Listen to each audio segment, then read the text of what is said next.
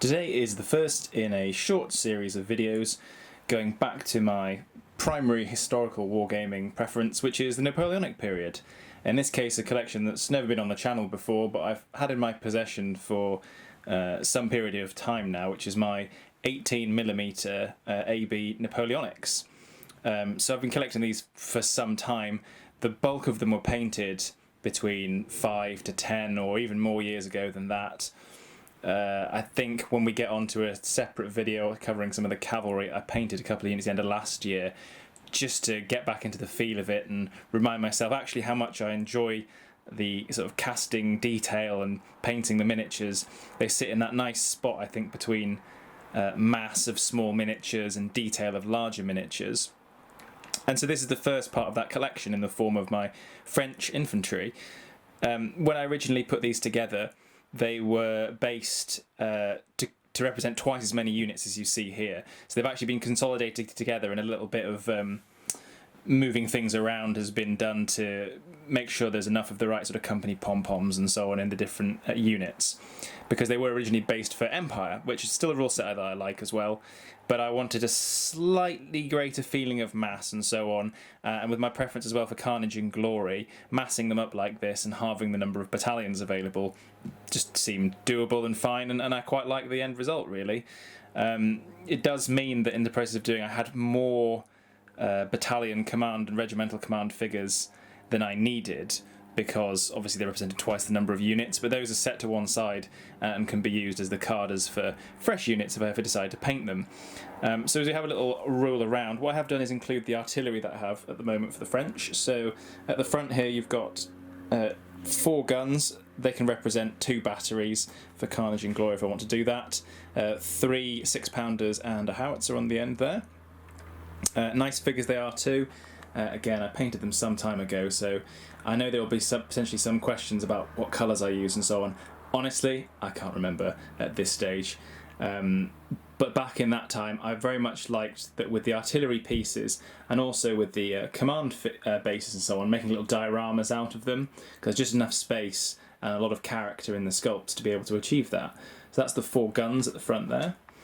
And then to come back out, we've got a consolidated sort of series of units here with perhaps the wrong ratio of flags and fanions and so on, but I've gone with the flags I've had in storage the whole time, and they don't necessarily all represent 1st battalions, it's just what I had left after I put them all back together.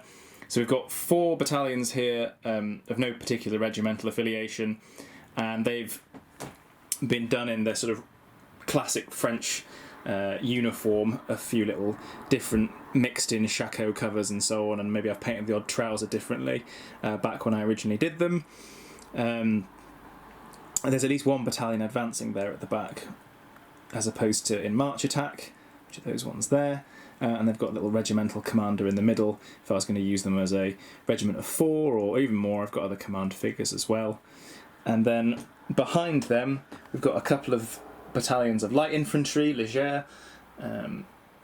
Again, so those were, I think, more obviously cobbled together from a variety of different smaller, as in a fewer number of figures in each units, as you can see by the fact that the carabinier at one end and then the voltigeurs the other, well, they've got different types of headdress, because I think I had more units with colpacks on than I did with shakos when they were originally in the previous format anyway. So there's a couple of battalions of those. As you can see, common with all of them, they've got a couple of bases of skirmishers in front of them. I don't actually have enough, as will become evident, of those bases painted for the troops in Greatcoats, but it doesn't really matter greatly. And then next to many of them as well, they've got their casualty markers. So you can see there's one for the Legere there, there's one with a somewhat unfortunate looking chap there for the troops just in front of those. And then as you pan over onto these ones, we've got several, 5 battalions in total of troops in sort of campaigning greatcoat type wear, a mixture of different greatcoat colours, and I have tried to keep the companies organised appropriately. It may be actually, and I'm noticing as I go around here, I haven't finished doing that organisation and some of the companies are in the wrong order and so on, but it doesn't really matter. I just wanted to get them out on the table really and share them with you, all with their different skirmishes in front of them again, more casualty bases, a couple of guys there meandering around behind the lines, there's a few more there on this side, And you can see between some of these as well the regimental colonels just dotted between the different battalions. The other thing you'll have noticed as we go around is I've put in some of the command bases, just a bit of flavour. So we've got actually what would be 2 divisional commanders here, because they've both got the appropriate markings for it, so one too many. There's one on that end there. Again, nice characterful AB sculpts, and at a time when I have much more patience with painting horses, and that's partly because they're much quicker to paint when they're not in 28mm scale. And then on this side there's another French general. Again, I think the red marks down his sash indicate he's a division commander, which, you know, these could be 2 small divisions here, I suppose, or 1 large one, and they are job sharing. And then at the back there's actually a corps commander, what would have been, although could masquerade as divisional commander as I desire, really, and his various aides.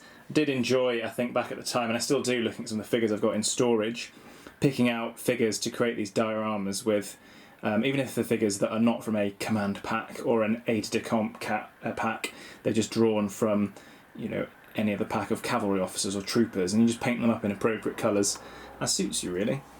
So that is all of the different infantry battalions, their skirmishers, casualty markers, you've got their artillery at the front, the regimental colonels, and then the different commanders and their command bases. But then the last thing at the end here that I thought I'd show, because I quite enjoyed doing this at the time, and when I dug it out I was like, oh yeah, I do still like that. So this is a diorama that was going to be part of 3 different bases that would fit together, and they are supposed to be enthusiastically cheering and Napoleon, the big man himself, going by, or perhaps their favoured marshal, you know, or just something of that nature. But I took all sorts of different figures and spent ages, I remember, putting them into their various positions to create this diorama. You can see even the wounded enthusiastically trying to raise a hand and cheer whatever the event might be. There are 2 other bases for this, one of which is some ranked up Imperial Guard, and the other is a much larger base that is Napoleon, his staff and his escort, and I still have the figures collected together and the base for it. And the base has all the markings for which figures are supposed to go, who they are, how they're supposed to be angled in relation to the others. I just haven't painted it, and I think it's been waiting to be painted now for 10 plus years since I arranged that. One day I will do it, because a figure I've never painted, despite all the different scales and volumes of miniatures of Napoleonics that I've painted over the years, is Napoleon himself. So at some point I should probably get around to that. But yeah, I enjoyed doing that, and it's something different as well. It break up the monotony, perhaps, of painting all the other units. But that's it. That's all of the French infantry I've got at the moment. As I say, I've got bags and bags of, you know, more figures. They were originally designed with the 1809 campaign in mind, and I think I did have an all-bat I was roughly going to, at least for Empire, and they still could be for that, because of the various, you know, uniform bits and pieces they've got, with the guys in greatcoats a bit easier to use for different parts of that period, perhaps. But yeah, it's they're a very pleasing scale, very nice to paint.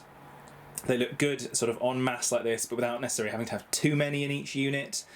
And the next thing I'll show after this is all the cavalry, which is both French and French allied cavalry, from that part of the collection for 1809 or otherwise, of which I have got quite a few once I started going back through the box. But yeah, really enjoyed these, and getting them out like this does inspire me to get some more out and paint them, but I don't necessarily need to, actually. I could just get them on the table and get some kind of game going with them, because I have not played any kind of game for a bit of time now. But anyway, I hope you've enjoyed having a quick look at these, and I hope to see you in the next video when we'll have a look at the French and French allied cavalry. And in the meantime, happy hobbying.